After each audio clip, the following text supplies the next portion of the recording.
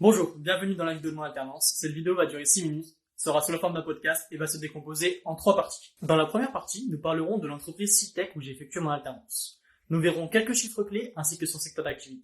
Dans la seconde partie, nous interviewerons 2 personnes dans l'entreprise pour mieux comprendre le métier d'ingénieur commercial et les différentes interactions que l'ingénieur commercial a au sein de l'entreprise. Enfin, dans une dernière partie, nous étudierons mes succès, mes échecs et ce que cette mission a pu m'apporter personnellement et professionnellement. Citech a été créée en 2013 et depuis, elle n'a cessé de croître. Maintenant, elle est répartie sur toute la France et compte plus de 50 collaborateurs.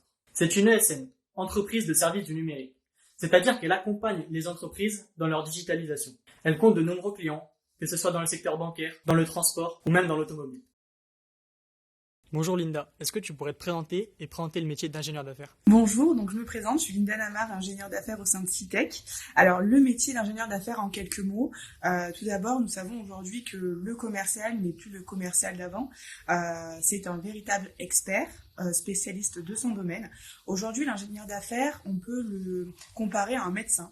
Il va établir un diagnostic par rapport à son client et lui proposer une solution adaptée à ses besoins pour traiter ses différentes problématiques. Et en quoi consiste le métier d'ingénieur d'affaires au sein de Citech? Alors, au sein de Citech, nous travaillons en équipe. Donc, l'équipe est composée d'ingénieurs d'affaires et de personnes chargées de recrutement.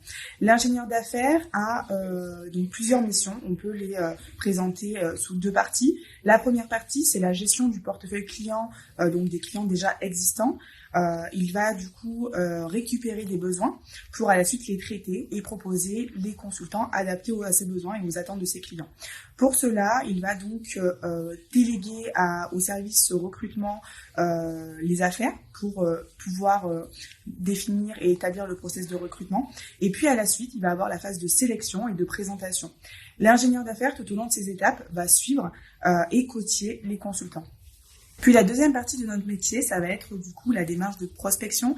L'objectif est d'étendre notre activité et d'ouvrir de nouveaux comptes. Pour cela, donc nous allons utiliser le social selling, la téléprospection, mais aussi les mailings pour pouvoir démarcher de nouveaux clients, avoir d'autres contacts et de nouveaux besoins. Bonjour Fatima, tu travailles au service recrutement au sein de Citech. Est-ce que tu pourrais m'expliquer le lien qu'il existe entre les commerciaux et le service recrutement? Alors, bonjour Florian. Donc le lien qui existe entre les commerciaux, les ingénieurs d'affaires et les recruteurs, c'est un lien qui est extrêmement fort dans le sens où c'est à partir de leurs besoins à eux que les recruteurs vont travailler. Donc grosso modo, comment ça se passe? Donc vous avez les ingénieurs d'affaires qui vont faire les démarches pour nous apporter des besoins. Donc nous dire telle société a un besoin pour tel type de poste. Et c'est qu'à partir de ce moment-là que les recruteurs vont pouvoir travailler, vont pouvoir créer l'annonce, vont pouvoir la diffuser sur les différents job boards, vont pouvoir commencer tout le processus de recrutement de A à Z. À partir de là, quand le processus est déclenché, on réceptionne des profils, on en sélectionne, on leur prépare ce qu'on appelle des dossiers de compétences qui sont ensuite remis aux commerciaux. À partir de ce moment-là, c'est vraiment le commercial qui reprend la main et qui fait la présentation aux clients des candidats trouvés. Donc grosso modo, pour conclure, si on prenait une chronologie des choses, vous avez l'ingénieur d'affaires qui démarre la locomotive, vous avez le recruteur qui le suit et ensuite l'ingénieur d'affaires qui vient conclure cette locomotive-là.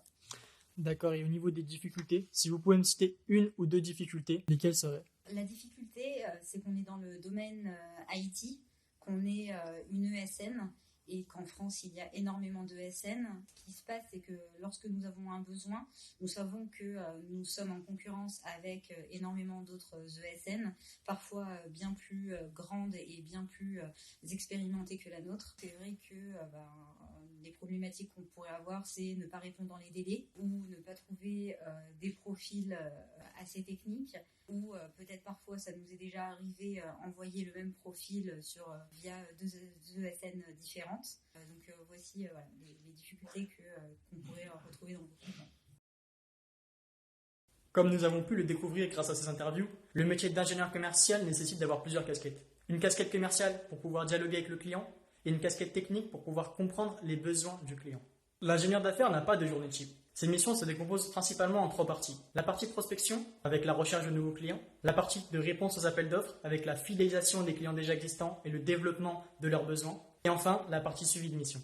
Concernant les compétences que j'ai acquis puis développées au sein de mes missions, j'en compte 3 principales. Tout d'abord, l'aisance relationnelle. Que ce soit en interne dans l'entreprise ou devant un client, un commercial se doit d'être à l'aise à l'oral. Ensuite, le sens de l'organisation. Pour organiser ses journées, pour remplir le CRM, pour organiser ses rendez-vous, un commercial doit savoir s'organiser et organiser ses journées en fonction de ses priorités. Enfin, la persévérance est une compétence essentielle pour un commercial. La conquête de nouveaux clients ne se fait pas en un jour. Pour cela, il faut passer par beaucoup d'échecs. Mais il faut persévérer pour ensuite pouvoir acquérir de nouveaux clients. Comme j'ai pu le faire dans mes missions, j'ai pu ouvrir un nouveau compte. J'en suis d'ailleurs très fier et c'est pour moi ma plus belle réussite au sein de cette entreprise. Pour terminer cette vidéo, je voudrais remercier toute l'équipe CITEC pour leur accueil et pour toute l'année qu'on a passée ensemble. Un grand merci du fond du cœur.